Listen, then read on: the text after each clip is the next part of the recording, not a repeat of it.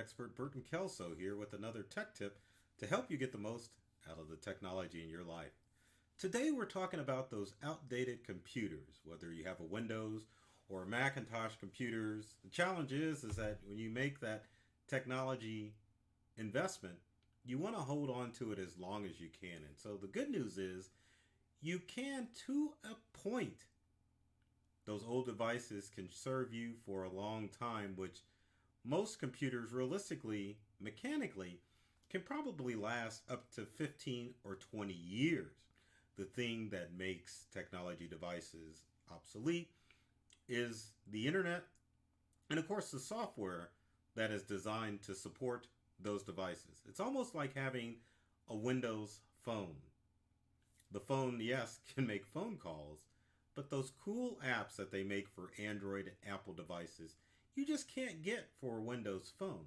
Same thing with your older Windows and Macintosh computers. Eventually they get to the point where software and hardware manufacturers want to move you from those old devices to get some shiny new devices. But let's say you're cash strapped and you want to continue to utilize that old computer because, frankly, you just use it for minimal stuff, like maybe keeping track of recipes, or just using it to casually surf the internet or to check your web-based email. There's a way to keep those old computers. And to kind of give you an example, we'll go through some of the older software packages that are out there. So for example, if you're a Windows XP user, or maybe you're still using Windows 7 on your computer, perhaps you still have Windows 8. Oh my goodness. I can't believe how many 8 users are out there still. But the funny thing about Windows 8 is that it is so similar to Windows 7 that most people don't realize that they're using 7, or excuse me, they're using Windows 8 as opposed to Windows 7. Other older operating systems, if you've got Mac OS El Capitan, or if you've got High Sierra, or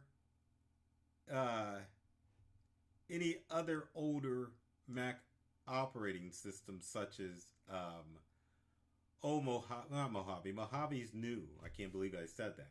But Lion or Leopard, those are really old. You may be a little stretched to use those old operating systems, but you can probably still somewhat use those old Windows and Macintosh computers.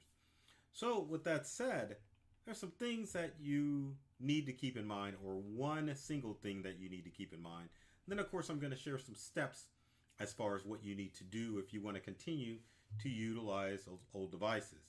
Now keep in mind, before you utilize any old device, you've got to understand the risks that are involved with using older computers in order to interact with today's world. The main thing that you have to worry about is internet connectivity. You can allow those devices to connect to the internet, but you have to understand that sometimes cyber criminals target old operating systems. They utilize or use attacks called zero-day attacks, which means that they count on an operating system not to have the latest and greatest updates in order to exploit them. So newer computers are susceptible to this. So if you are using Windows 10 or using Mac OS Catalina or Mac OS Mojave, it's always possible for a device to encounter what's considered a zero-day attack, although rare.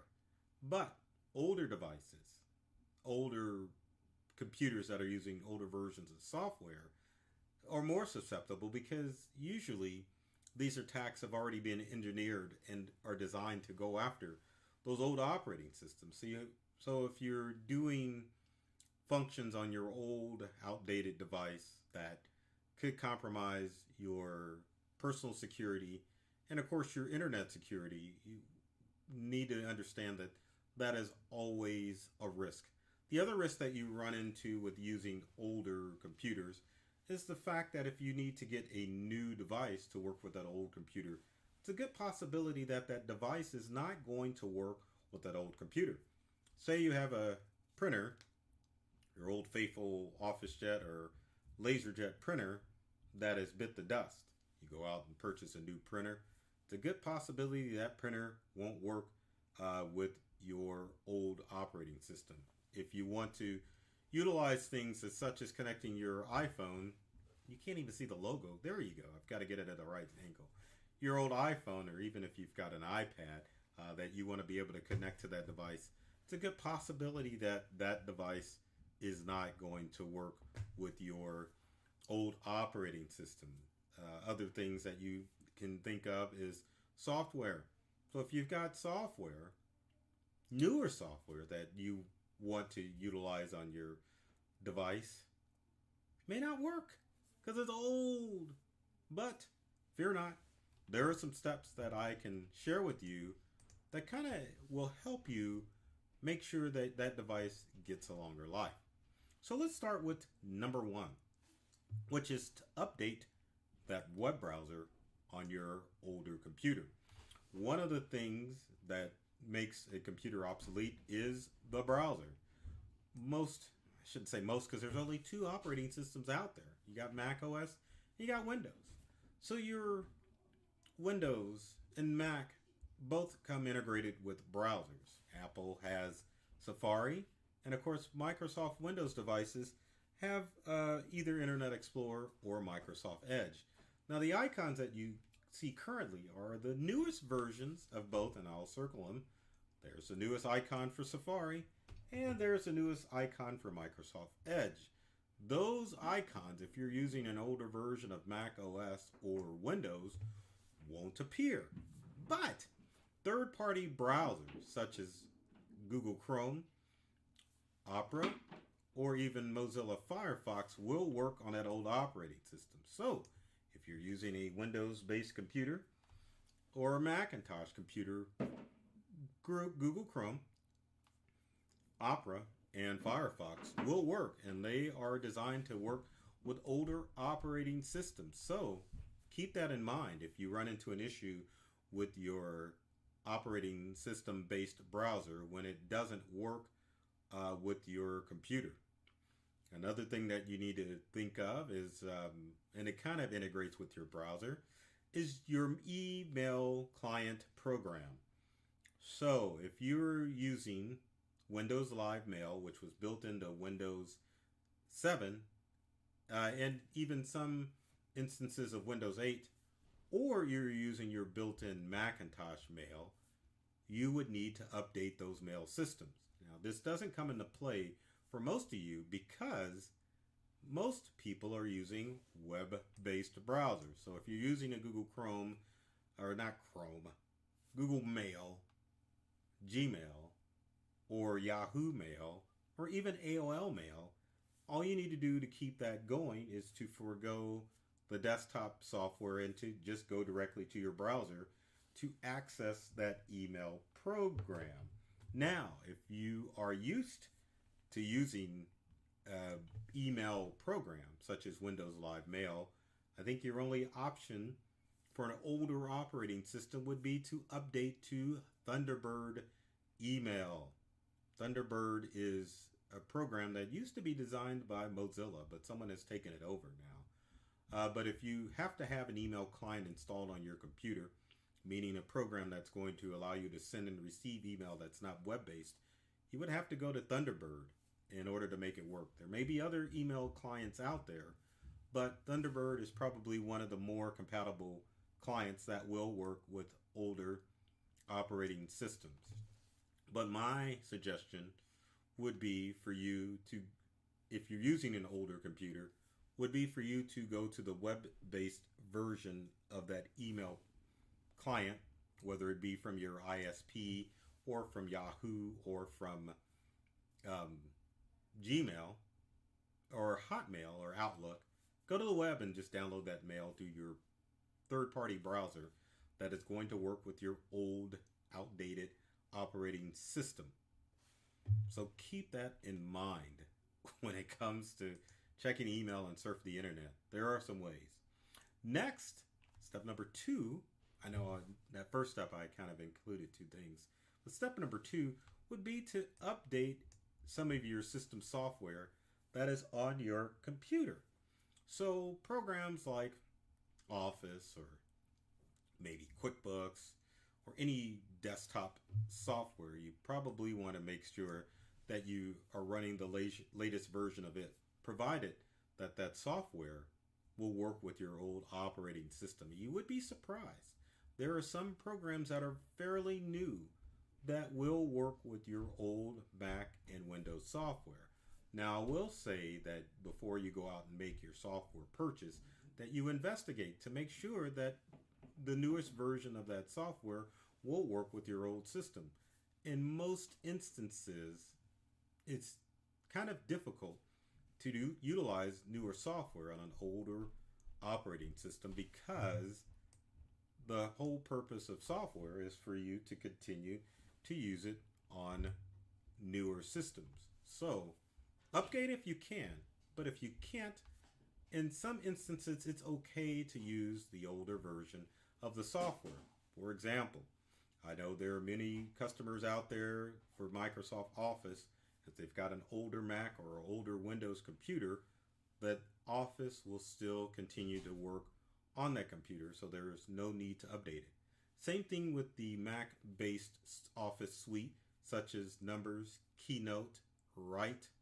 Those programs will continue to work, and so there's really no need to update that software.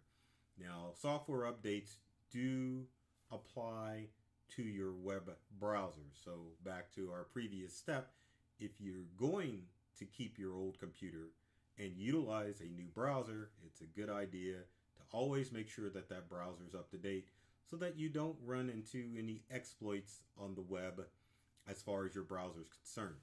Now, updating your browser also comes into play when it comes to accessing websites on your old computer. If you were to use the built-in operating system browser, such as an older version of Safari on your old Mac OS, or an older version of Internet Explorer, which is no longer supported, websites that you visit with those browsers won't work. So it's important to make sure your browser is up to date so that you can continue to visit popular shopping sites and popular social media sites and email sites with that browser. Now, step number 3, which is very important, is antivirus software. And what's kind of funny, because I'm the guy that is always saying, man, you really don't want to use antivirus software on your computers because it's built in.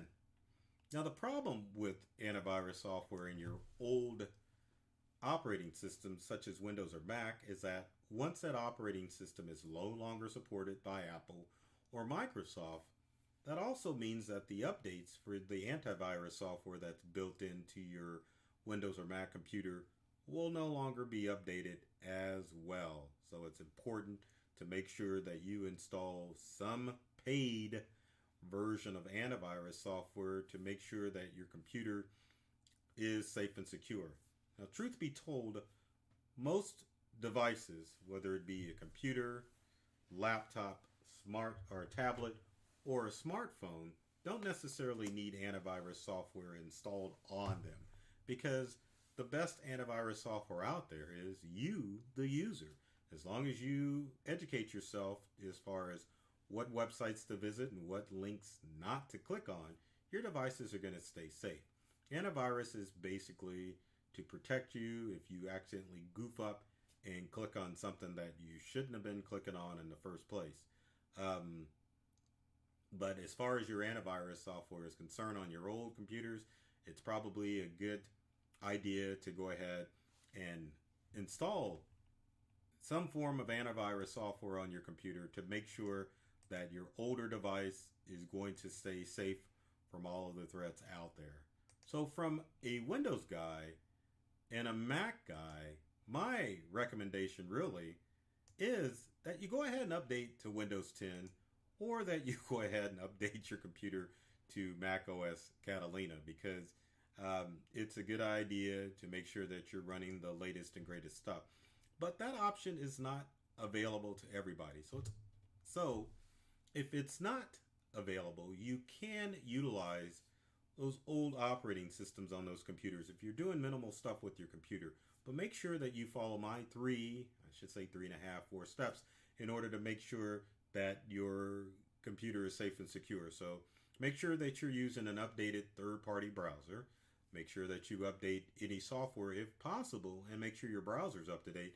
And then finally, make sure that you're using a newer third-party email client if you don't like going to the web to get your email, and make sure that you have some sort of antivirus software installed on your older Windows or Mac computer. So with that said, if you've got comments or questions, leave them in the comments section below. I have to make sure I point that below. Love to hear from you to answer any questions you have about using older computers and devices.